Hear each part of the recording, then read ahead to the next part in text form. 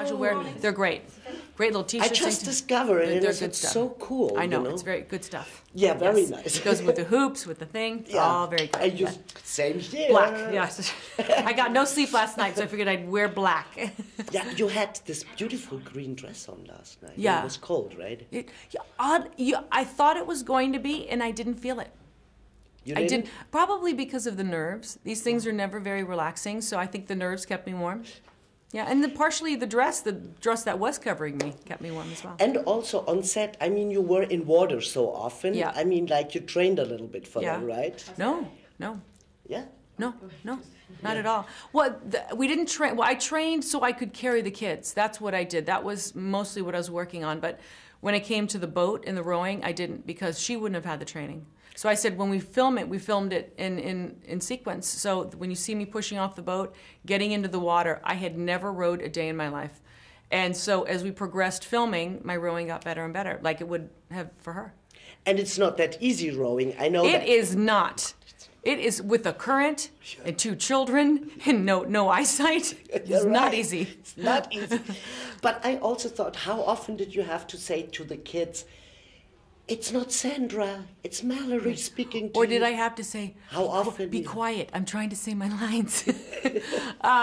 No, we always, before every take, we made sure that they knew what it was going to be. If I had to grab them roughly and drag them around, we always practiced, and they let me know what was comfortable, what wasn't.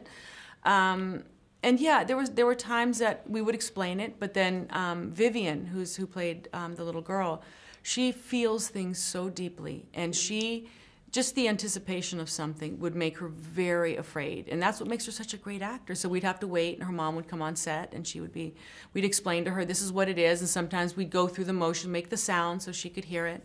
So, they're little tiny babies. They were just 5. They're just 5, but 5-year-olds who happen to be pretty incredible actors, too. So. Amazing. Yeah. So cute also, yeah. Right? But did you sometimes think, like, I couldn't imagine that you would, being so rough with the kids and so rigid. I can't imagine you like that with your own kids, Never. If I was in that situation, I think everyone would be. Yeah. I think it's just survival. I mean, imagine, when your child runs out into the street and you grab them. It's not, oh, come here, get back here. It's like, you get back here right now. It's like fear makes you, the mama bear. It makes you, it's ugly, it's prickly, it's frightening, it's loud, and I think absolutely everyone would be that same person in that situation. I just said to Susan, my feeling was it's very contemporary, the movie, in the sense of when you stay, we don't give the end away, but when you stay there, and I thought of the refugees at the end, I really had to cry. They're coming out of the Mediterranean, it's like, it's our world, kind of a little bit heightened. How do you explain your kids our world, the situation are we in?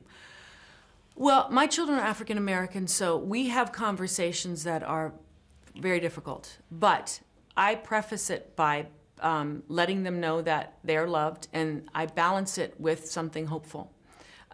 Because if you just provide them with the darkness, it is going to riddle them with fear, where they can't go out with a hopeful heart and have a, an open mind and an understanding that humans are complex.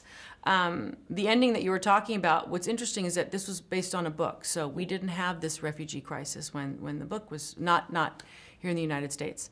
And so when we shot that last scene, when I'm at the door and I say, just take the children, they're only children. When we shot it, it was the height of when it had just begun, and I said, oh my God, this is exactly what's happening now when they're saying, just take the children. Just, that these parents are sacrificing their lives to give their children a better place. So it's a tricky world right now, but the world's always been tricky. Always. Always. And very last question, because they already said to us, don't ask always Christmas questions and not always German questions. Can I do one all together? So Yes, we get yes, it of out course of you the can. way? Yes. Your Christmas Yes. this year. Are you going to sing German? Maybe you can answer in German if I you don't. want. I don't sing. Yeah. No one wants to hear me sing. Yeah. We have the same Christmas CDs that my mother had with all the Christmas music. We have the Bratwürste. We have the Sauerkraut or the Spätzle. We do it all. We do Christmas Eve. The kids get sent away, and magically, the tree appears decorated with all kinds of treats underneath. They're on to me now, though. I think now it's the beginning of the end of the fantasy of St. Nicholas, which has always been me dressed up in a snowbank in winter. So when my son would see it, it's like St. Nicholas, and I now have to cop to it that it was me. But we do a very traditional German Christmas.